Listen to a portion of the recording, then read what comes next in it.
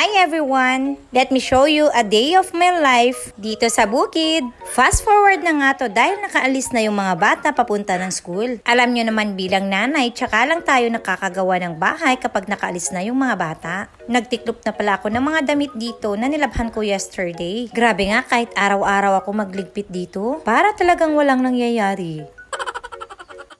Partida pa yan at 3 lang kami dito sa loob ng bahay. May mga mamis din ba nakaka-relate dito? Yung akala mo ligpit na at malinis na ay hindi pa rin pala sapat. Pagkatapos sa taas ay nagkape lang ako saglit dito. Tapos eto, hinarap ko na naman yung hugasin ko. 4 days stretching pa nga ako dyan bago mag-start sa paghuhugas. Alam nyo bang isa to sa gawain na hindi ko talaga gusto. Mas gusto ko pa nga magluto kahit maghapon pa yan. Ewan ko ba at talagang hindi ko talaga nakahiligan to. Pero syempre nanay tayo, hindi pwedeng hindi tayo gumawa sa gawaing bahay. Pagkatapos ko sa loob ng bahay, nagpunta naman ako dito sa tatay ko at binisita ko nga kung tapos na siyang magbalat ng nyog. Ipapagiling ko nga yan sa palengke kasi gagamitin ko sa mahan na lulutuin ko para sa Christmas party ng mga bata. Yung mga oras na to, dumating din pala yung kuya ko na nagbabakasyon ngayon dito sa Pilipinas. Supposedly, lalabas na nga ako niyan papuntang palengke, kaso magluluto muna ako ng pag-lunch namin. Alam nyo naman, ang paborito pag galing abroad ay yung mga gulay talaga. Get for today's lunch. Gulay nga talaga yung ihahanda ko para sa lunch namin. Nanguha na ako dito ng mustasa at lalamasin ko nga lang. Marunong din ba kayong mag-ulam ng ganun? Continue nga lang kayo sa panonood at ipapakita ko sa inyo kung paano mamaya gawin. Alam nyo bang, kahit araw-araw ay gulay talaga yung uulamin, ay hindi talaga kami magsasawa. Parte na talaga to ng sistema namin. Finally, nakakuha na nga ako ng uulamin naming mustasa. At ito lahat ng gulay na ihahanda ko. Since maaga-aga pa naman, nag-decide nga akong maligo muna. Ito pala yung ginagamit kong sabon ngayon. Kahit taga-bukid ako, may karapatan naman siguro akong pumuti, di ba? Ito nga pala yung ginagamit kong sabon ngayon, ang Beauty White Soap at last bar ko na nga to. Hindi to sponsored pero gusto ko lang i-share sa inyo. Dahil sa halagang 168 pesos at 5 bar na yon ay pwede na nga tayong pumuti. O kaway-kaway sa mga kagaya kong may morena skin. Pagkatapos kong maligo ay ituloy-tuloy na nga natin yung pag-i-skincare. Ito at may binigay yung kapatid ko na vitamin C serum na galing pa ng Japan. Nag-lotion na nga rin ako ng collagen na nabili ko lang dati sa Posh Panda. Alam nyo bang sobrang mura lang to? Kahit taong bahay nga lang tayo ay may karapatan din tayong mag-ayos.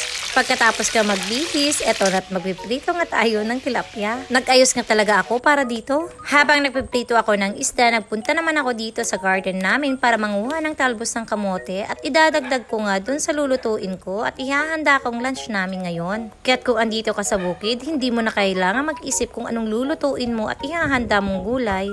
I mean ulam pala. Pakonti-konti nga lang yung kuha namin dito, yung kasya lang sa lulutuin. So, lambong okra. Masin natin yan. Salad. Tapos ng kamote. Tapos, pritong isda. At itong kamatis. Mamahaling kamatis. Ito. Tapos bagong isda. Itong salsa. At kung nakaabot ka dito sa video na to, ito na nga pala kung paano lamasin at ihanda ang raw mustasa na uulamin namin. Opo, yung mustasa na hinarvest kanina ay hindi nga natin lulutuin. Ganito lang namin ginagawa, nilalagyan ng asin tapos nilalamas ng paulit-ulit. Lalamasin para ma-extract yung tubig from the mustasa at yun kasi yung maanghang.